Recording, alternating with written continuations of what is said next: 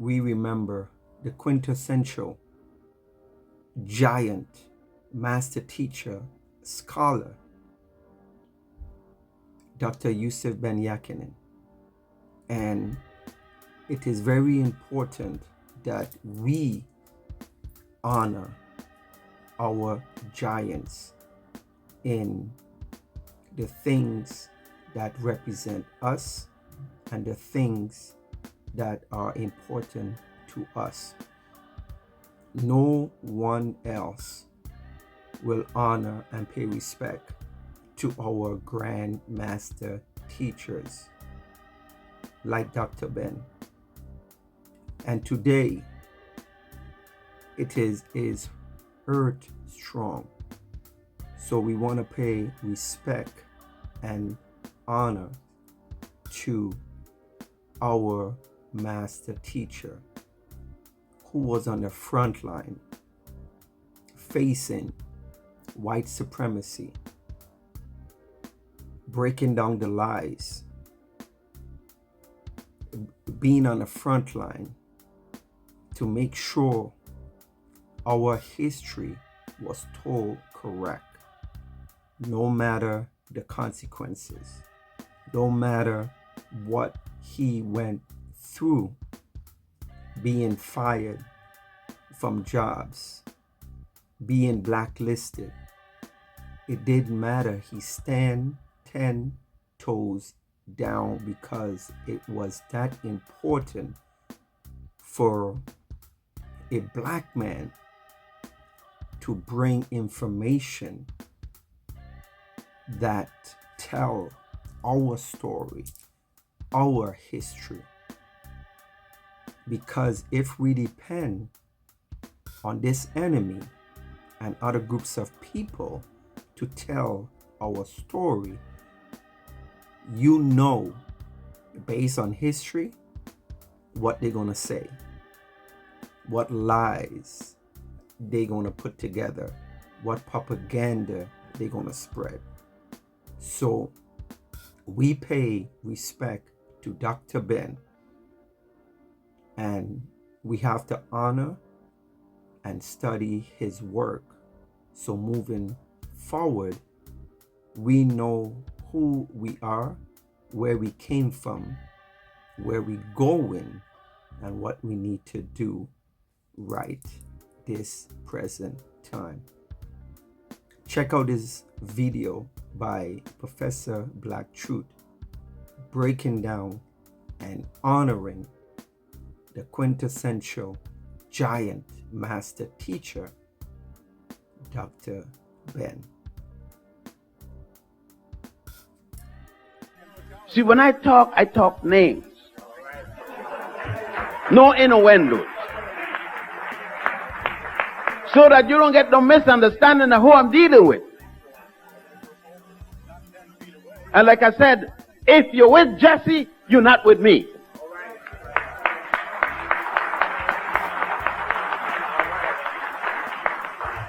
If I see you in the United Nations walking behind Jesse, you're not with me. If I see you behind Jesse and Mandela, you're not with me.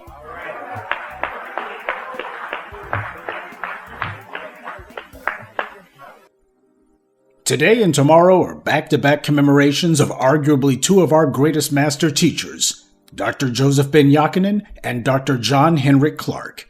Today is the birthday of Dr. Ben. And you know what? No matter what may be happening, I have to recognize and honor Dr. Ben. And why is that? Well, because Dr. Ben is in large part responsible for why I decided that I would begin calling out and celebrating our own holidays based on our heroes' birthdays.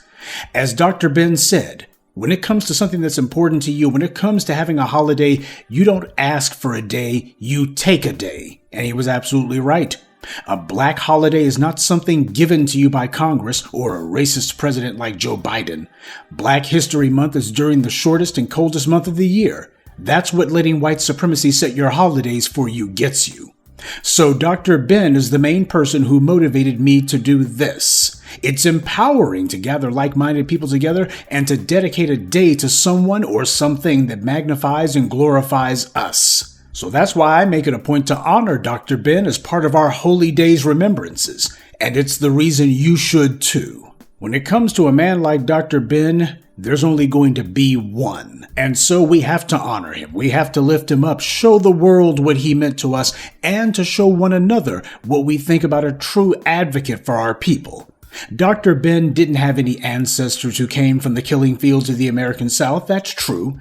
But it's also true that he was a ferocious proponent for those of us who did. A lot of people resented Dr. Ben's sharp criticisms of figures like Jesse Jackson and Nelson Mandela, but time has proven Dr. Ben right.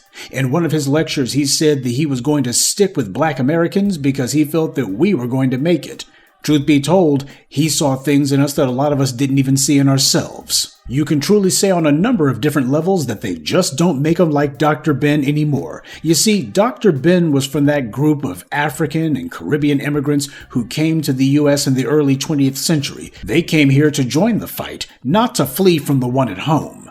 They were the real ones. The Stokely Carmichaels, the Marcus Garveys, the Ivan Van Sertimas. You had thought leaders and warrior scholars abounding who were showing up back then, a far cry from the likes of Barack Obama's father or the flood of tethers who came streaming in since the 1960s. What would Dr. Ben think of all of these turncoats coming in here after all of the work that he put in? Well, he told you.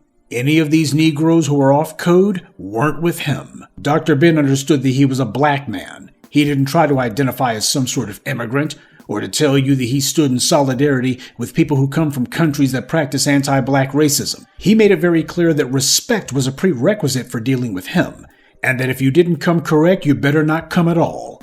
So many words describe Dr. Ben: sagacious, indomitable, courageous, discerning, profound, moving, eloquent, direct, but most of all, utterly fearless. When someone from the dominant society was wrong or misrepresenting the facts, Dr. Ben didn't hesitate to check them, and it didn't matter who it was. While other people were busy scurrying away when criticized by certain groups of people, Dr. Ben stood his ground and took them on, and in the process, he ran them off. When you had situations where there were these white Muslims or white Ashkenazi Jewish leaders who try to cast aspersions on the legitimacy of black Jews like Dr. Ben, he not only proved them factually wrong, but he immediately called out the anti-black racism that so often comes from the Jewish community, and he challenged them to stop the racism in their own midst. Dr. Ben's bold, uncompromising stance and his fearless advocacy for his people cost him so much, but it speaks volumes about the man's courage that not only did he not back down, but he also didn't stand around telling everybody how they should be grateful to him. He simply stood on business, and he let his reputation speak for itself. And yeah, the white powers that be did try to find a way if they could tempt this man, try to coerce him, try to get him to get on the team. So many of these other Negroes couldn't wait to sell out, couldn't wait to become turncoats. But Dr. Ben, for him, that simply wasn't an option. If the only way that Dr. Ben could get paid was to tell lies, then he would much rather not eat at all. If having to swallow white supremacy's lies was the cost of getting one's daily bread, then it would be better to starve. There's simply no substitute for moral courage. The bootlicks you see on white media, TV, and print, they would never do what Dr. Ben did because their jobs depend on them not rocking the boat. Well, Dr. Ben didn't just rock the boat, he blew holes in it and sank it out at sea. Men like Dr. Ben and Dr. Clark, they took the hard-nosed approach to power. If something does not serve your interest, then you're supposed to dump it. No questions asked. That's the kind of courage and fortitude that it took to break the mental shackles off of our people, at least some of us. And we had better rediscover and internalize that kind of metal if we want to preserve ourselves. I've often told you that what people consider to be history is usually whatever they've been taught the most often, whatever they've heard the most often. That's what usually passes into popular knowledge as history. For the first 60 or so years after the end of chattel slavery, these white supremacists didn't allow for slavery to be taught in schools. This was their attempt to memory hole the issue, the first major attempt at erasing the greatest crime in human history. And it almost worked. A lot of people considered slavery to be a minor footnote at the turn of the 20th century. That is, until black people began demanding that the pages white supremacy tore out of the history books be put right back in there. And just to make sure people remembered it, we began telling it every chance we got. And that's where you get things like the 1619 Project, which was the leading issue that caused these little racists like Ron DeSantis to lose what passes for their minds and start banning the history books. You see, when you talk about American history, you have to mention slavery, because we made sure it was mentioned. We didn't take an opinion poll on the subject. We didn't ask permission. A free man or a free woman doesn't ask anyone if it's okay for them to tell their story. If your mind is free, then so is your tongue, and you don't bite your tongue nor hold your words for anyone. Dr. Ben lived that one out personally. Sure, he occasionally used the odd expletive here and there, but when you're discussing the dirtiest subject of all time, anti-black racism and the white supremacy that brought it about, you can't discuss it in completely antiseptic and sterilized terms. You want to talk about a dirty subject? Then from time to time, you might have to use some dirty words too. That's just a fact. Among black people who understand what's in our interest and also who understand what's worth remembering and cherishing, these days are special to us because we have chosen to declare them special. If you have any of Dr. Ben's books, take some time to review his words. Many of his lectures are available to watch on YouTube. You'd be doing yourself a favor by listening to Dr. Ben in his own words. See, every generation has some down for the struggle brothers and sisters who have the courage to speak up and say what's been on the tip of everyone's tongues. And when these brave souls do speak up, there's always a rump contingent of sorry sellouts telling them to stop. Dr. Ben talked about these people all the time, these recalcitrants.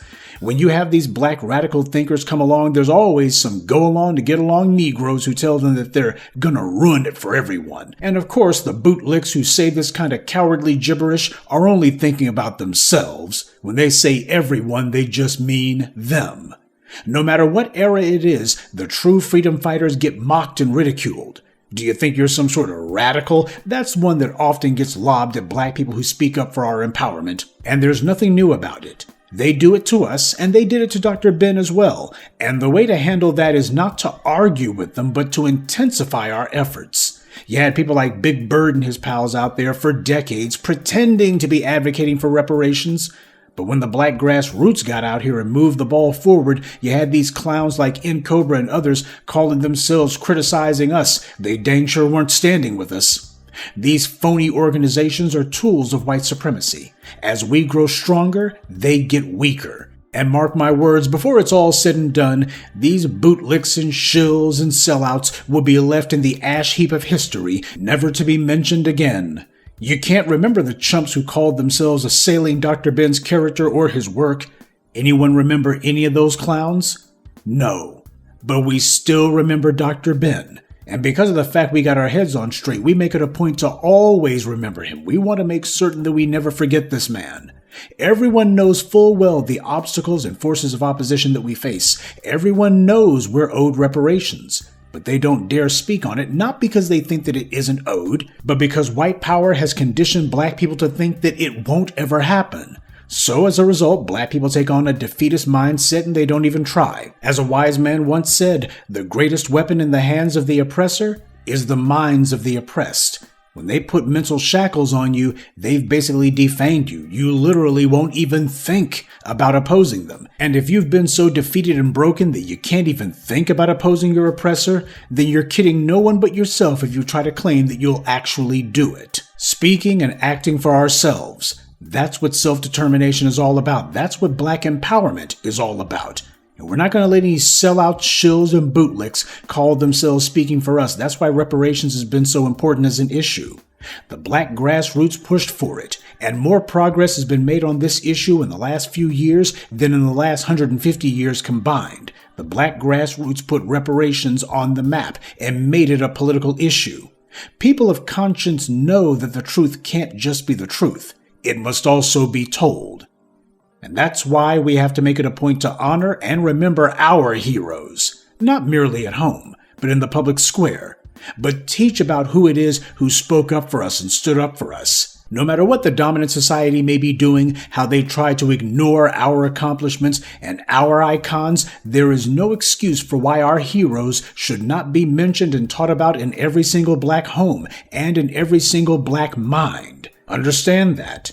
If you don't treat your icons like they deserve to be honored, then why should anyone else? And if you don't have individuals who come from your ranks who you honor, who you put on a pedestal, what that means is you're basically telling the world that nobody from your group really did anything. They didn't really stand for anything. Well, in our case, we would be denying reality to give in to that kind of a lie. Especially when your icons and heroes threaten everyone else's comfortable place under white supremacy. So family, I humbly ask that on this day, the birthday of Dr. Yosef Ben-Jochannan, that you take some time to remember what this man has done. Listen to some of his words. Let them comfort, encourage, and embolden you. Because that's what he spent his life trying to do for his people. He taught us that when it comes to our holidays and our events and our history and culture, that we're not supposed to raise our hand and ask our oppressors for permission to observe these things. You just go ahead and do it. And that sends a message to everyone that you're standing in your own power and for your own interest. That's what Dr. Yosef Ben-Jochannan taught us. Don't ask for a day, you take a day. Because by doing so, you're practicing taking your own power too. And that being the case, we salute Dr. Yosef Ben-Jochannan. We cherish his memory, we honor his legacy, and we rededicate ourselves to living out the values that he embodied his entire life.